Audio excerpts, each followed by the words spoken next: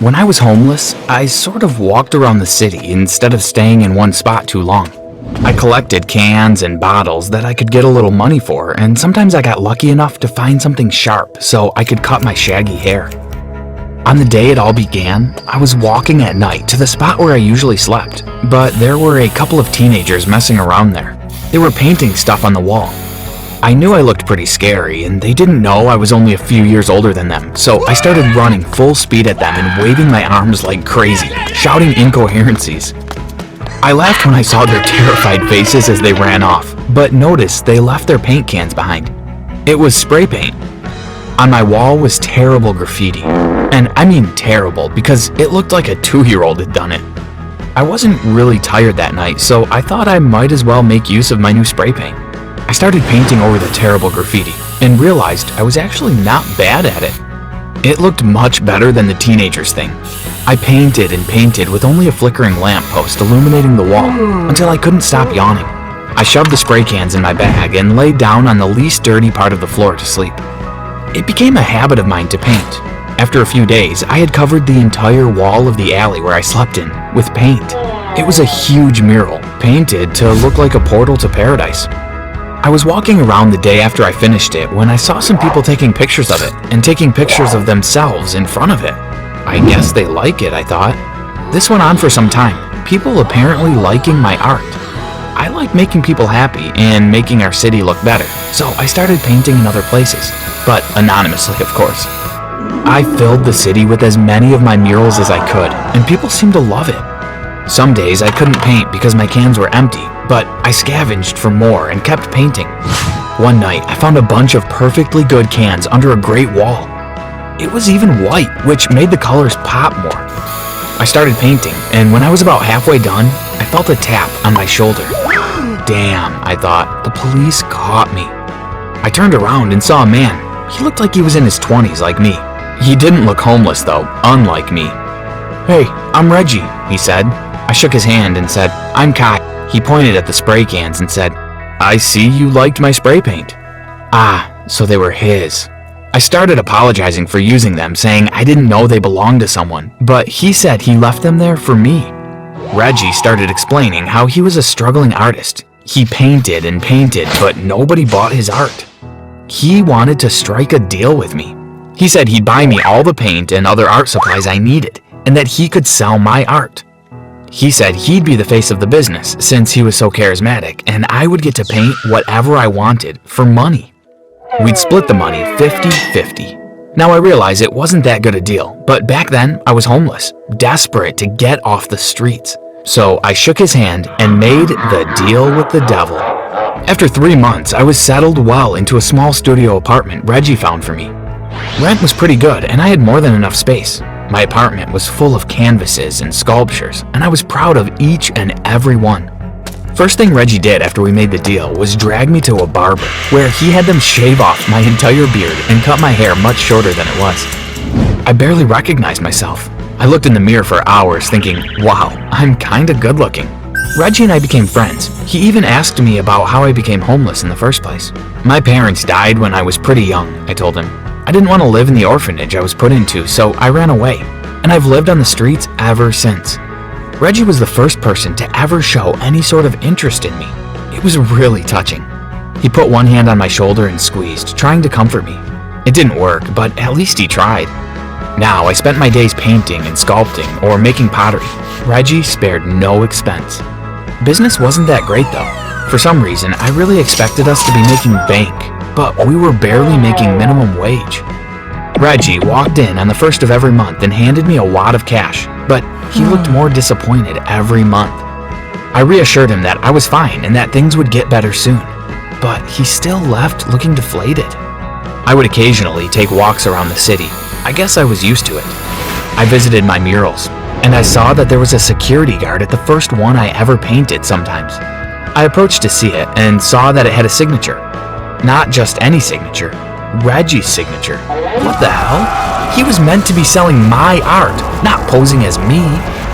I stormed over to Reggie's apartment, which he said he'd be at, but when I knocked on the door, nobody answered. I waited for a long time and called Reggie several times, but nothing.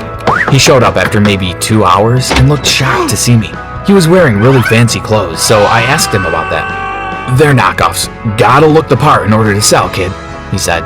Before I could ask him about why he signed my mural, he waved a huge wad of cash in my face, more than we made in 2 months, and said, "I sold one of your sculptures to some money bags." I grabbed the money, more money than I had ever held in my hands before, and thought things were finally starting to look up. 2 months after that, I was still in the same apartment, painting until I didn't even know what to paint anymore, sculpting until I thought my sculptures looked the same. I had spent a bunch of money on new clothes, so now my closet was full, but my stomach was empty. I waited by the window for Reggie to bring me my cut of the profits, and when he arrived, I noticed he slipped into the back of his car, moved around, and slipped back to the front, only then coming to give me my money. I watched him do this several times over the course of a few weeks, and then I realized what he was doing. He was changing his clothes. But why?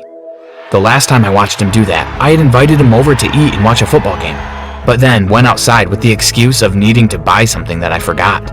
I sprinted downstairs into the parking lot and peeked inside Reggie's car. There were neatly folded clothes in there, and I could see the tag of a shirt. It was a very expensive shirt, and it didn't look like a knockoff at all. It was then that I realized Reggie must be scamming me. I bet he's selling the art for way more and giving me only a small percentage, I thought. I was furious. I wasn't about to be exploited by a slime ball like Reggie.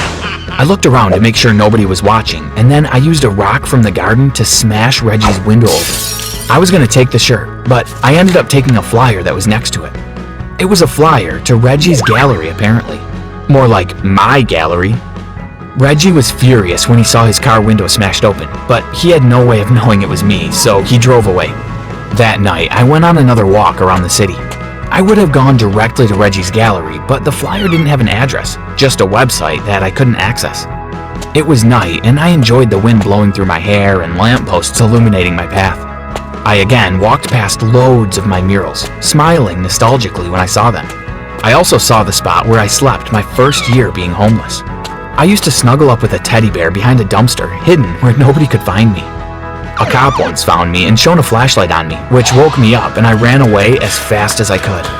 Now, it was years later, and I kinda wanted to go back there. I walked for what felt like hours, part of me trying to find that damn gallery I was getting scammed with. I was giving up when I suddenly turned a corner, and there it was. It was a glowing cube of glass, filled with rich-looking people. I couldn't recognize it at first, but the closer I walked, the more I recognized the paintings and sculptures as mine. I stormed into the place, earning offended and disgusted looks from everyone around. They were, after all, dressed to the nines, while I was wearing cargo shorts and a t-shirt.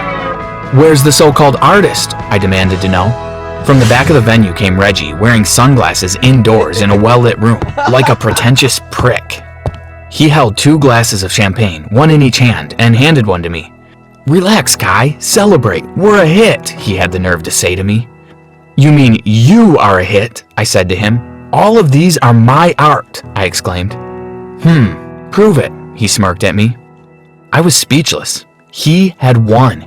He had 2 guards grab me by the arms and kick me out. Damn it, what do I do now? I thought. But then a light bulb lit over my head. I ran home, taking a shortcut. Now that I knew where the gallery was, it would take me no time to come back. Half an hour later, I was back with 2 canvases under one arm and a toolbox full of art supplies under the other. "Reggie!" I shouted. He came out of the crowd of people admiring my art and scowled. "I'm ready," I said. The 2 guards set everything up for us. We had 2 canvases, back to back, so we couldn't see each other's. We had the same paint and the same amount of time to paint something as simple as a tree. I knew exactly how I wanted it, so I was more than confident. I could tell Reggie was pulling at his collar, panicking a little. He took off his jacket and rolled up his sleeves. One of the guards counted down, and we started the race. I could tell I was doing well because people standing behind me were gasping, while people behind Reggie looked confused, and some even betrayed. We spun our canvases around and revealed them to the crowd. My tree was a great representation of what my style was, a style which everyone in that room loved. Reggie's painting looked like a unicorn threw up on it. It was an absolute disaster. The 2 bodyguards grabbed Reggie by the arms as he kicked and screamed and threw him out through the front doors.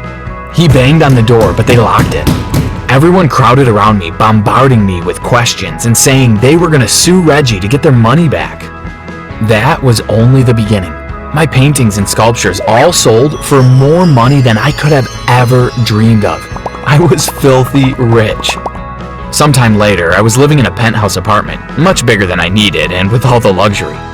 I allowed Reggie to live in the apartment I lived at before, paying his rent every month like he paid mine for some time, except I didn't change my clothes into less fancy ones. I let him see me in all my glory, dressed to the nines, every day that I threw some cash at him and then drove off to go to some celebrity's party.